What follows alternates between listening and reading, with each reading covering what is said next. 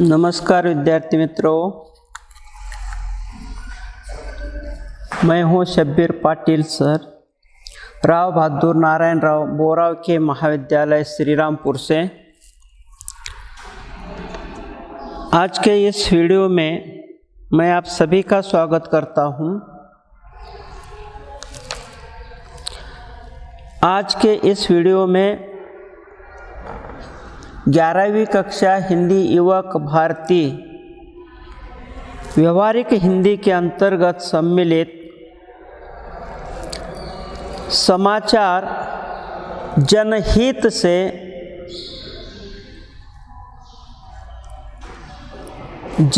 जनहित तक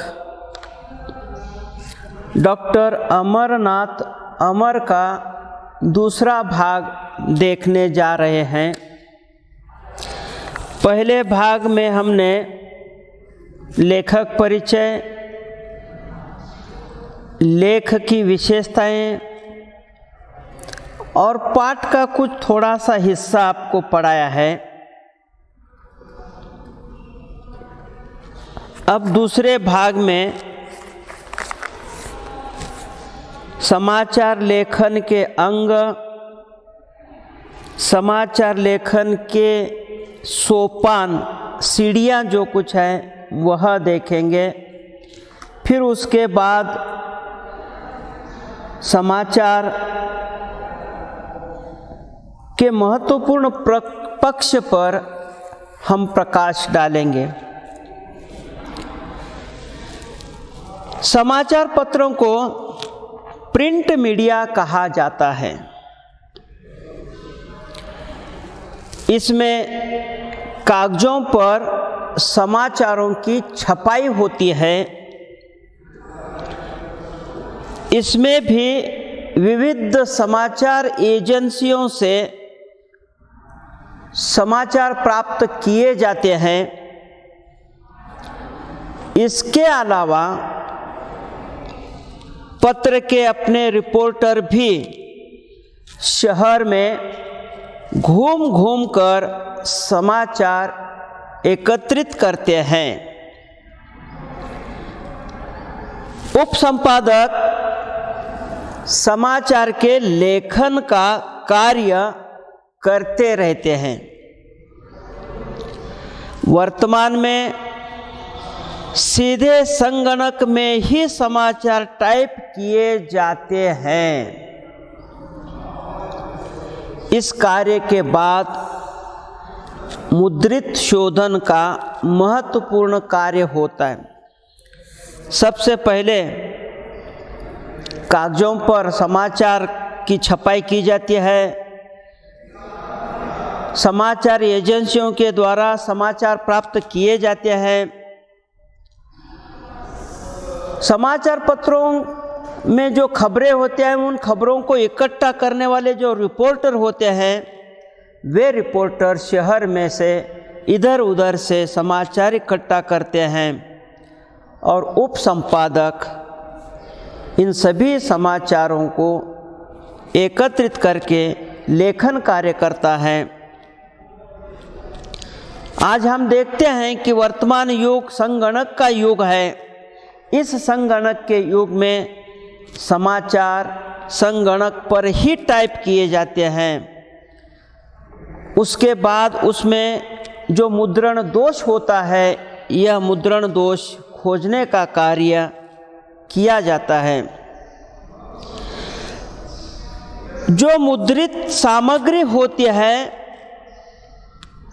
उसमें कहाँ त्रुटियां रहती हैं, उन्हें दूर करने के लिए दी गई सामग्री में कुछ संकेत लगाना आवश्यक होते हैं। जहाँ जहाँ त्रुटियां होती हैं, उसके पन्ने के दाएं बाएं ओर त्रुटियों का संकेत लिखा जाता है।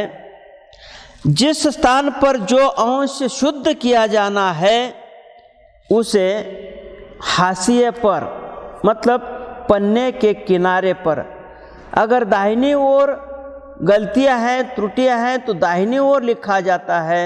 अगर बाईं ओर त्रुटियां हैं तो पेज की बाईं ओर लिखी जाती हैं। तो कुल मिलाकर त्रुटियों का संकेत पेज के किनारे मतलब हाशिए में लिखे जाते हैं। पहली आधी पंक्ति की अशुद्धियों के संकेत बाईं ओर, दूसरी आधी पंक्ति की अशुद्धियों के संकेत दाईं ओर लगाए जाते हैं। मुद्रण शोधन के कुछ विशिष्ट संकेत बताए गए हैं, नियम बताए गए हैं। उन नियमों के द्वारा मुद्रित शोधन किया जाता है। जो कुछ छप जाता है, संगणक पर छप जाता है, कागज़ पर छपाई की जाती है, उसमें कुछ त्रुटियां होती हैं, गलतियां होती हैं अनजाने में। तो इस गलतियों को सुधारने के लिए जो संकेत दिए जाते हैं, उन संकेतों के अनुसार उसमें शोधन किया जाता है। शुद्धि किस प्रकार की जानी चाहिए, यह स्पष्ट रूप से लिखा जाता है। इस प्रकार पुस्तक को शुद्ध, समुचित, मानक साहित्यिक भाषाई रूप प्रदान करने का कार्य सही अर्थ में मुद्रित शोधक का ही होता है। समाचार पत्रों में मुद्रण शोधन करने वाला जो शोधक होता है, उसकी भी बड़ी महत्वपूर्ण भूमिका होती है। अतः मुद्रण कार्य में मुद्रित शोधक का अपना विशिष्ट स्थान होता है। व्यवहारिक हिंदी के अंतर्गत लेखक यह बताना चाहते हैं कि अगर आपको भाषा का अच्छा ज्ञान है, समुचित ज्ञान है, शुद्ध रूप से आप लिख सकते हैं, बोल सकते हैं, पढ़ सकते हैं, तो आप छपाई के विभाग में आप रोज़गार प्राप्त कर सकते हैं। यह भी लेखक ने यहाँ पर संकेत किया है। उसके बाद छपाई के काम में दूसरी महत्वपूर्ण भूमिका प्रधान संपादक की होती है। यह प्रधान संपादक की ओर से हरी झंडी जब मिलती है, निर्देश जब मिलता है, संदेश जब मिलता है, तो उनके अनुसार समाचारों की पृष्ठ के अनुसार सेटिंग की जाती है। उसके बाद ही मुख्य संपादक के इशारे पर ही, उनके कहने पर ही छपाई का काम शुरू होता है। दूरदर्शन, टेलीविज़न दृश्य अर्थात देखने का माध्यम है। हमने देखा इससे पहले समाचार पत्र जो कि पढ़ने का माध्यम है। जिस प्रकार से समाचार पत्र किताबें पढ़ी जा सकती हैं, वह हमारे प्रचार प्रसार का एक प्रमुख साधन है, मार्ग है समाचार का। अब दूसरा माध्यम जन से जनहित तक का दूरदर्शन ही है, जिसे हम टेलीविज़न के नाम से जानते हैं। यह टेलीविज़न देखने का माध्यम है, जिसमें देखने के साथ साथ हम उसे अच्छी तरह से सुन भी सकते हैं, मतलब श्राव्य माध्यम उसे कहा जाता है। वस्तुतः समाचार लेखन से प्रसारण तक के कार्यों के कई पक्ष होते हैं। जैसे समाचार कक्ष में विविध समाचार एजेंसियों से असंख्य समाचार प्राप्त करना, उन समाचारों को दूरदर्शन में प्रस्तुति के हिसाब से तैयार करना, संबंधित समाचार से जुड़े दृश्य का संपादन करना, उसे क्लिपिंग्स कहा जाता है। मतलब जो समाचार आते हैं उसे किस प्रकार से दूरदर्शन पर दृश्यित किया जाता है, दिखाया जाता है, वह भी एक कला है। तो दृश्य कला का संपादन उस समय किया जाता है। फिर उन्हें एक क्रम से तैयार करके क्रम से ही रखा जाता है। उसके पश्चात स्टूडियो में समाचार वाचक आता है या वाचिका आती है, उनके द्वारा समाचार को पढ़ना शुरू हो जाता है। ध्यान दीजिए, भले ही टेलीविज़न दृश्य माध्यम है, सुनने का माध्यम है, पर इस पर जो भी समाचार दिखाए जाते हैं, पढ़े जाते हैं, वे समाचार प्राप्त करने के लिए अनेक लोग काम करते हैं, मेहनत करते हैं, परिश्रम करते हैं, तब कहीं हम दूरदर्शन पर उसे घर बैठे देख सकते हैं। पीसीआर पैनल से निर्माता निर्देशक द्वारा निर्देश दिया जाता है। विद्यार्थी मित्रों, टेलीविज़न पर जो एक छोटी सी मशीन होती है, जो बोलने वाला होता है, वह उसके पास ही वह होती है। वह एक प्रकार का यांत्रिक उपकरण है, साधन है, मशीन होती है, जिसे टेलीप्रॉम्प्टर कहा जाता है। बटन दबाते ही उस टेलीप्रॉम्प्टर के द्वारा, मशीन के द्वारा वह निर्देश देना शुरू करता है। समाचार प्रस्तुत करने से पूर्व समाचार संपादक अपनी कुशलता से समाचार की महिमा, उसकी महत्ता, उसकी प्रासंगिकता को क्रमबद्ध रूप से तैयार करता है। देखिए, समाचार पढ़ने वाला जो वाचक होता है या उससे पहले जो संपादक होता है, वह क्रमबद्ध रूप से समाचारों को रखने का प्रयास करता है और फिर वाचिका उसे उसी क्रम से प्रस्तुत करने का प्रयास करता है। ऐसा न हो कि पहले ही दुखित घटना दिखाई जाए, फिर आनंददायक दूसरी घटनाएं दिखाई जाए। क्रमबद्ध रूप से घटनाओं को दिखाकर प्रेक्षकों का ध्यान अपनी ओर ज़्यादा से ज़्यादा आकर्षित किया जाता है। फिर उससे संबंधित चित्र दिखाए जाते हैं, कुछ फिल्म दिखाए जाते हैं, कुछ रिपोर्टिंग की फुटेज दिखाए जाते हैं, जो समाचार के स्वरूप को अच्छी तरह से लोगों के सामने प्रस्तुत कर सकता है, ताकि सुनने वाले, देखने वाले उसे समझ सके। दूरदर्शन या टीवी चैनल्स दृश्य मीडिया कहा गया है। इसमें समाचार की पटकथा रेडियो समाचार की तरह बड़ी नहीं होती।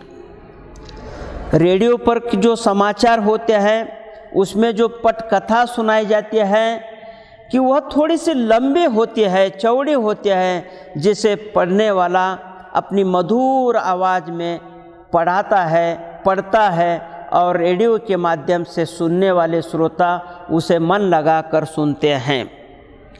लेकिन जो दूरदर्शन पर के समाचार दिए जाते हैं, तो उस दूरदर्शन पर की जो पटकथा होती है वह बहुत छोटी होती है। इसे प्रस्तुत करने वाली टीम, जिसमें प्रोड्यूसर आता है, इंजीनियर आते हैं, कैमरामैन आता है, मैनेजर आता है, वीडियो संपादक होता है, आर्टिस्ट मेकअप होता है, और लाइब्रेरी मैन और समाचार संपादक, कुछ और भी छोटे मोटे कर्मचारी भी इसमें शामिल होते हैं। विद्यार्थी मित्रों, यह समझाने के पीछे लेखक का उद्देश्य है कि आज जो जन से जन हित तक का मीडिया, रेडियो, समाचार, दूरदर्शन माना गया है, इसमें भी आप अपनी कुशलता से, अपनी बुद्धिमत्ता से, अपनी मेहनत से आप वहाँ प्रवेश कर सकते हैं। वहाँ पर भी कई ऐसी जगह आपको नौकरी के बहाने मिल सकते हैं, आपको रोजी रोटी मिल सकती है, यह लेखक यहाँ समझाने का प्रयास करता है। समाचार के लेखन, वाचन और प्रसारण तक यह पूरी की पूरी टीम गंभीरता से एक दूसरे से जुड़कर समाचार पत्र या समाचार दर्शकों के सामने लाने का प्रयास करते हैं। इतना आसान नहीं होता। उसके लेखन से लेकर, वाचन से लेकर, प्रसारण तक काम करने वाली जो भी टीम होती है, वह टीम गंभीरता से सोच समझकर एक दूसरे से जुड़कर हमारे सामने अपने विचार या समाचार रखने का प्रयास करते हैं। मूल रूप से समाचार वाचक अब समाचार एंकर की भूमिका निभाता है। देखिए, एंकर मतलब सूत्र संचालक जो कुछ होता है, उद्घोषक जो कुछ होता है, इसे एंकर कहा जाता है। यह उद्घोषक अपनी वाणी से, अपनी आवाज़ से मूल समाचार पढ़ने के बाद वह दूरदर्शन पर आता है और उसे वह पढ़ने लगता है, तो ऐसा हमें लगता है कि उसकी उद्घोषक वाणी को सुनकर कि वह महत्वपूर्ण भूमिका निभा रहा है, जिसे हम दूसरी ओर सूत्र संचालक भी कहते हैं, मंच संचालक भी कहते हैं। कार्यक्रम में अगर सुंदरता लाना है, कार्यक्रम की अगर शोभा बढ़ानी है, तो इसमें सूत्र संचालक और एंकर की बड़ी महत्वपूर्ण भूमिका होती है। उसकी वजह से ही कार्यक्रम में चार चांद लग जाते हैं। अर्थात समाचार पढ़ने के साथ साथ वह समाचार से जुड़े अन्य पक्षों की एंकरिंग या रिपोर्टिंग भी करते रहता है। किसी का साक्षात्कार भी वह समय समय पर बीच में लेता है। चैनल परिचर्चा में वह सवाल भी करता है। इसके बीच में वह तत्काल घटी घटनाओं को भी, देखिए, एक ओर वह एंकरिंग करता है, रिपोर्टिंग करता है, दूसरी ओर वह साक्षात्कार भी लेता है, मुलाकात भी लेता है। इतना ही नहीं कि चैनल के माध्यम से वह हमसे सवाल भी पूछता है, जवाब भी वही देता है। इतना ही नहीं, कभी कभी ऐसी कुछ घटनाएं घट जाती हैं कि जिन घटनाओं को तत्काल दूरदर्शन पर वह प्रकट करने लगता है, जिसे हम ब्रेकिंग न्यूज़ के नाम से जानते हैं। तो ऐसी ब्रेकिंग न्यूज़ देने का काम भी वह एंकर, सूत्र संचालक या उद्घोषक करता है। वैसे तो कार्यक्रम की रिकॉर्डिंग और प्रस्तुति में कैमरे का बड़ा महत्वपूर्ण प्रयोग होता है, लेकिन समाचार वाचक जिस कैमरे को देखकर समाचार पढ़ता है, उसमें टेलीप्रॉम्प्टर की सुविधा भी वहाँ दी जाती है। यह टेलीप्रॉम्प्टर के समाचार पढ़ते समय समाचार वाचक टेबल पर नीचे नज़र कर पढ़ने के बजाय सामने स्क्रीन पर देखता है और उसे देखकर वह समाचार पढ़ता है। पर हमें ऐसा लगता है जैसे वह हमारे सामने हमसे ही बातचीत कर रहा है।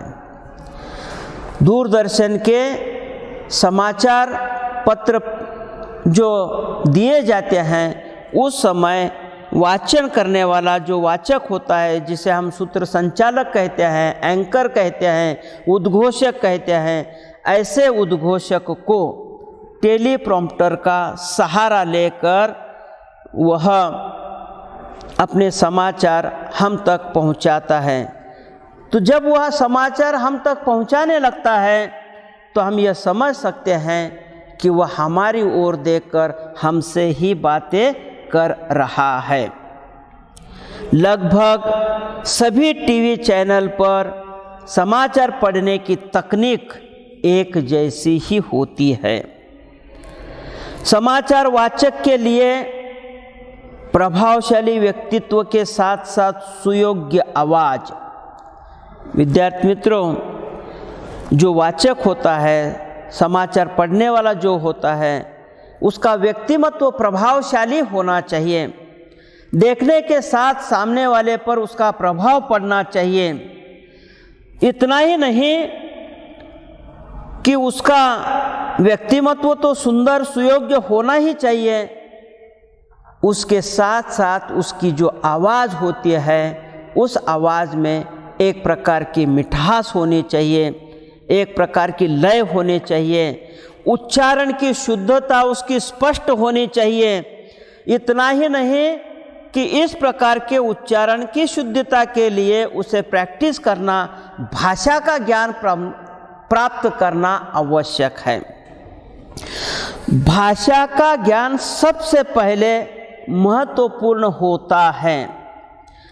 भाषा के ज्ञान के लिए जिस प्रकार से हम शब्दों को पढ़ते हैं, पढ़ना चाहिए, जिस प्रकार का उसमें उतार चढ़ाव होना चाहिए, उतार चढ़ाव के माध्यम से भाषा लयबद्ध बनाकर प्रवाहमयी रूप से लोगों के सामने अगर हम प्रस्तुत करने लगेंगे, तभी सामने वाले दर्शक आपको देखने के साथ साथ, आपकी आवाज़ सुनने के साथ साथ आपकी ओर आकर्षित भी होने लगेंगे कि आगे आने वाले विचार आपके किस प्रकार के होंगे।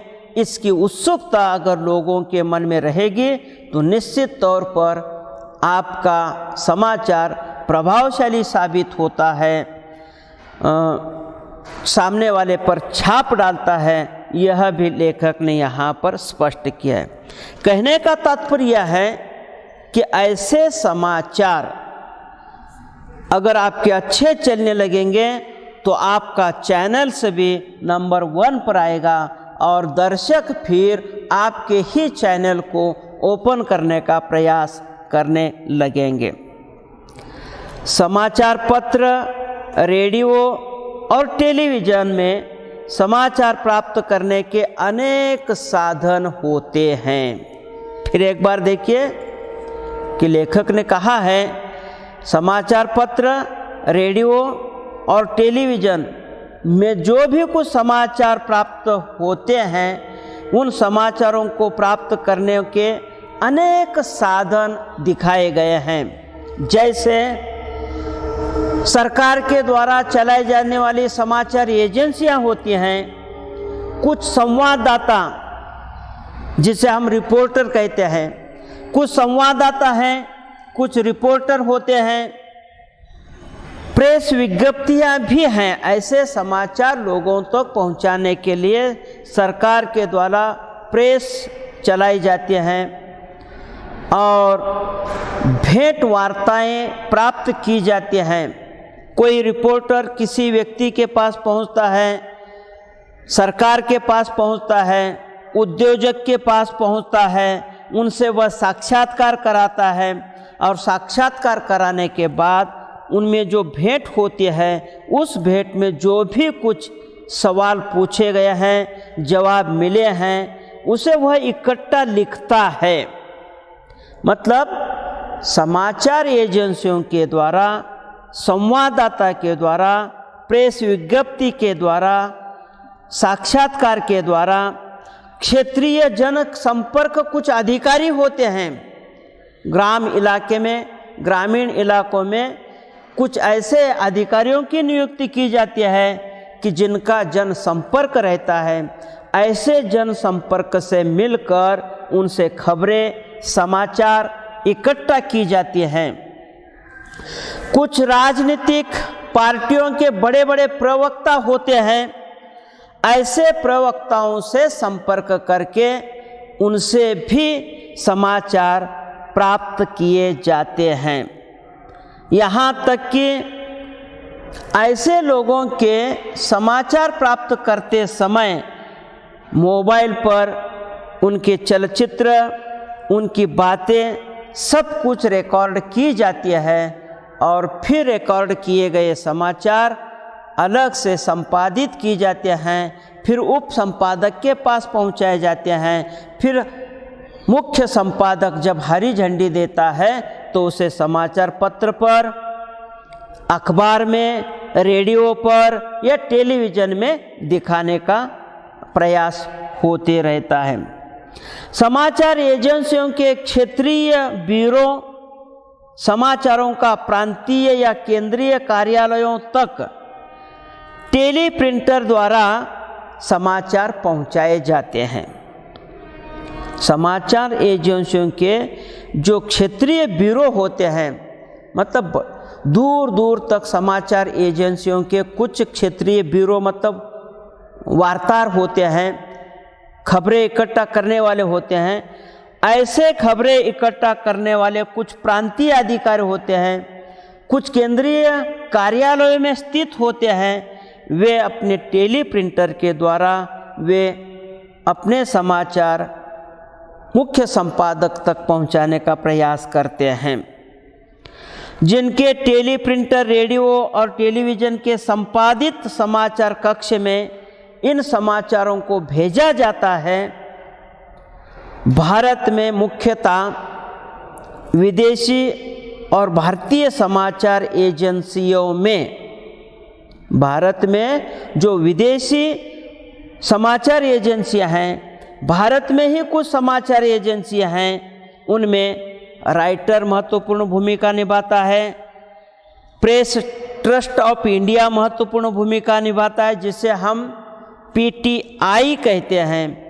ऐसे press trust of India, writer, उसके साथ साथ United news of India UNI, जिसे हम यूनिवार्ता भी कहते हैं, ऐसी यूनिवार्ताएं समाचार उपलब्ध कराने का प्रयास करती हैं।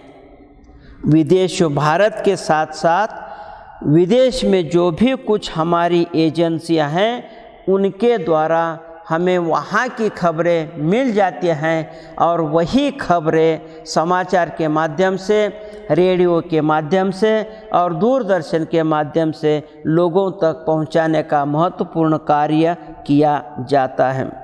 विद्यार्थी मित्रों, हम यहीं पर रुकने का प्रयास करेंगे। थोड़ा सा हिस्सा महत्वपूर्ण बचा हुआ है, उसे अगले वीडियो में पढ़ाने का प्रयास करेंगे। मुझे लगता है कि यह रेडियो, समाचार और दूरदर्शन जिसका महत्व जन से जनहित तक है, इसे आप अच्छी तरह से समझ गए होंगे। अगर कोई दिक्कत आ गई तो फिर एक बार उसे देखने का प्रयास करें। तब तक के लिए धन्यवाद।